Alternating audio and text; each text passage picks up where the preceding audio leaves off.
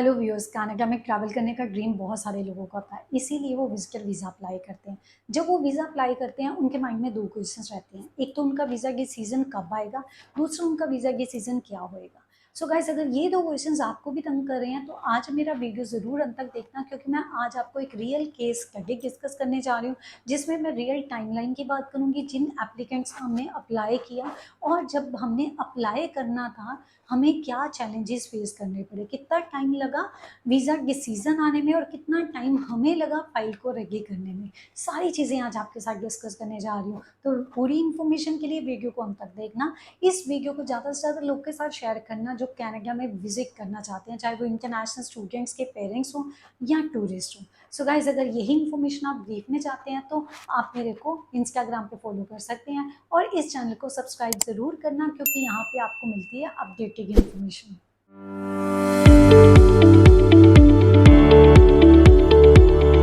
Visitor visa temporary resident visa की category का part रहता है। इसमें आप मल्टीपल एंट्री कर सकते हैं कनाडा में, लेकिन वन टाइम जो आप एंटर करते हैं ना, 6 मंथ्स तक वहाँ पे स्टे ले सकते हैं और ये 6 मंथ का स्टे एक्सटेंडेबल भी होता है। आपको विजिटर रिकॉर्ड के लिए अप्लाई करना पड़ता है। पहले इसका ड्यूरेशन फिक्स होता था, मैक्सिमम 10 ईयर्स या जितनी देर आपका पासपोर्ट का वैलिडिटी है। अगर 10 ईयर्स से कम है तो ऑब्वियसली उसके अकॉर्डिंग आपको ये मिलता था, लेकिन अब सिस्टम चेंज हो चुका है। ऑफिसर के हाथ में है वो आपको कितनी ड्यूरेशन का देता है, maybe for 10 years, maybe less, maybe for week, वो उन पर डिपेंड करता है। अब जो हमने अप्लाई किया था, वो पेरेंट्स जा रहे हैं बच्चे की कॉन्वोकेशन पे। बच्चे ने पोस्ट ग्रेजुएशन कंप्लीट किया, उसकी कॉन्वोकेशन आ गई और बच्चे ने अपने पेरेंट्स को बुलाया। पहले सिर्फ कॉन्वोकेशन लेटर थी, मैंने सुजेस्ट किया कि इन्विटेशन लेटर भी भेजो, तो नो डाउट उसने हमें भेज दी। अब बच्चे का प्रोफाइल देखा जाए तो उसने प्रोविंस चेंज कर लिया, उसके बाद वो दूसरे प्रोविंस में जाके रह रहा है, वहाँ पर अपना वर्क परमिट अप्लाई किया, लेकिन अभी उसका वर्क परमिट नहीं आया। उसके पास सिर्फ वर्क ऑथराइजेशन लेटर था, तो हमने सारे डॉक्यूमेंट्स मंगवाए उससे।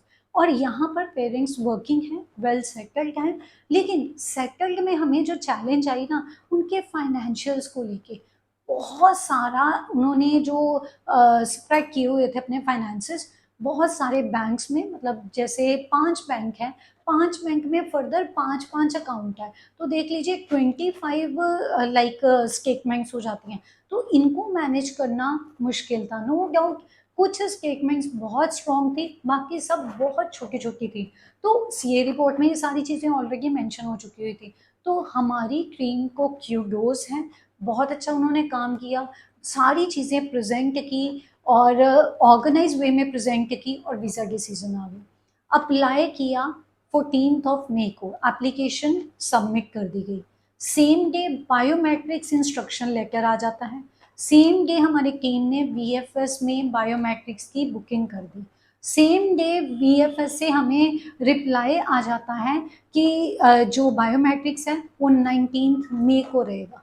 सो 19 मई को स्मूथली बायोमेट्रिक्स हो जाते हैं।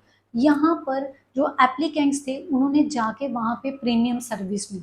तो आपकी मर्जी होती है, आप प्रीमियम सर्विस लेना चाहते हैं लीजिए, नहीं लेना चाहते कोई मैंडेटरी रिक्वायरमेंट नहीं होती इसका वीज़ा डिसीजन पे, या आपके जो भी प्रोसेस चल रहा है उसकी टाइमलाइन पे कोई इफेक्ट नहीं पड़ता। तो इसीलिए अगर आप लेना चाहते हैं ले सकते हैं, नहीं लेना चाहते, आप अपना पैसा सेव करना चाहते हैं तो सेव कर लीजिए, कोई इसका मैंडेटरी रिक्वायरमेंट नहीं होता। नो डाउट वो आपसे पूछते ज़रूर है, लेकिन कंपल्सरी नहीं होता।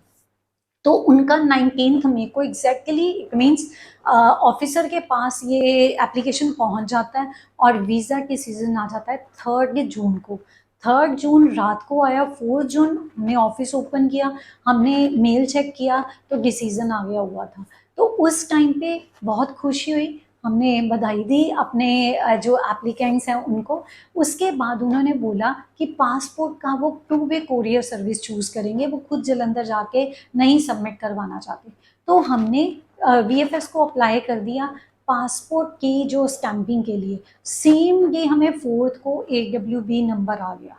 सो गाइस, AWB नंबर आ जाए तो ऑन द स्पॉट आप ब्लू डार्ट के ऑफिस में जाके पासपोर्ट सबमिट मत करवाना, wait for the courier man, he will definitely come and take the passport. वो आके जो पिक एंड ड्रॉप का फैसिलिटी आपने लिया है ना, उसको ही यूटिलाइज़ कीजिए, क्योंकि सेम डे अगर आप जाते हैं ना तो वीएफएस से ब्लू डार्ट के पास सेम टाइम पे जो रिकॉर्ड है वो नहीं पहुंचता। ये एक दो बार हुआ भी है एक दो एप्लीकेंट्स के साथ, इसलिए आपको ये सजेस्ट कर रही हूँ।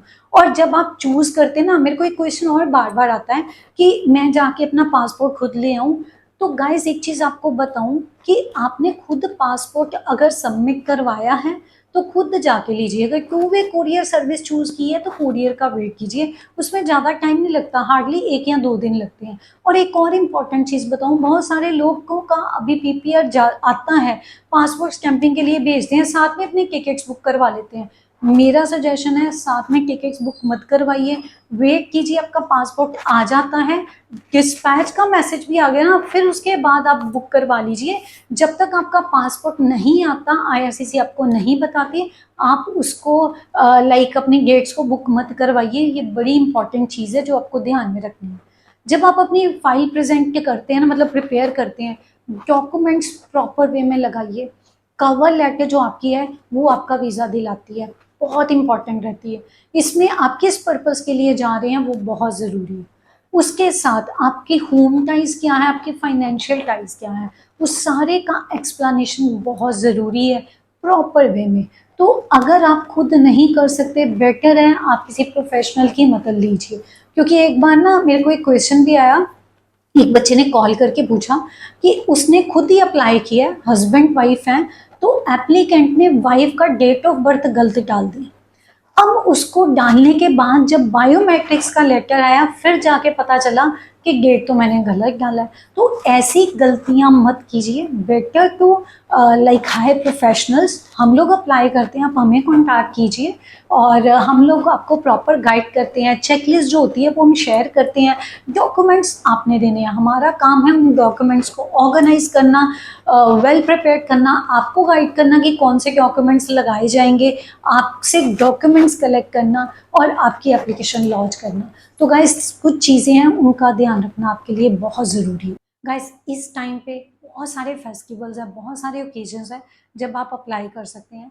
नंबर 1, काफ़ी पेरेंट्स हैं जिनके बच्चों का कॉन्वोकेशन आ रहा है, तो उसके लिए प्लानिंग हो सकती है। दूसरा, ऑब्वियसली 1 जुलाई तो आ रहा है, तो अभी टाइम बहुत कम हो गया। इसके बाद राखी आ रही है, तो राखी पे भी आप कनाडा में अगर आपका भाई है वहाँ पर, तो आप वहाँ पे जा सकते हैं, भाई अपनी बहन को बुला सकता है। तो ऐसे ओकेजन्स हैं, लेकिन एक चीज़ ध्यान में रखना, किसी भी ओकेजन पे जब आप स्पॉन्सर करते हैं किसी को, 3 to 4 मंथ्स पहले अप्लाई कीजिए। मैंने आपको भी एक केस स्टडी दिया भी है कि चाहे पेरेंट्स ने जाना है कॉन्वोकेशन के लिए, लेकिन वो नहीं अभी जा पाएंगे, कॉन्वोकेशन है 10 जून को। पेरेंट्स ने हमें अप्रोच किया नियर अबाउट 8 और 9 मई को, और हमने उनकी एप्लीकेशन जल्दी से जल्दी रेडी करके 14 को लॉन्च कर दी। लेकिन एप्लीकेशन का वीज़ा डिसीजन 3 को आया जून को, 10 जून को कॉन्वोकेशन है, तो इतनी जल्दी पासपोर्ट स्टैम्प नहीं होना। तो यहाँ पर चैलेंज आ गया। तो इसलिए आपको बोल रही हूँ 3 to 4 months prior to the event आप अपनी एप्लीकेशन लॉन्च कर लीजिए, क्योंकि इस टाइम पे जो टाइम आईआरसीसी की ऑफिशियल वेबसाइट शो कर रही है, इंडिया से 21 डेज है। तो 21 डेज में आपका अगर वीज़ा डिसीजन आता है, उसके बाद इतने या इससे 1 हफ्ता ज़्यादा लगा के रखिए, जब आपका पासपोर्ट स्टैम्प होके आता है उसके बाद ही आप जा सकते हैं। So guys, again and again I am telling you, these things are very important, you must consider. और प्रोफेशनल्स की मदद ले लीजिए रादर देन आप कुछ खुद गलत करें। सो गाइज, मैंने तो भी डिस्कस किया इस प्रोफाइल के बारे में, जैसे इनका पासपोर्ट स्टैम्प होके आता है आपके साथ वो भी शेयर करूँगी। धन्यवाद वीडियो को अंत तक देखा। ऐसी इंपॉर्टेंट अपडेट्स के लिए चैनल को सब्सक्राइब करके जाना, वीडियो को ज़्यादा से ज़्यादा लोगों के साथ शेयर ज़रूर करना।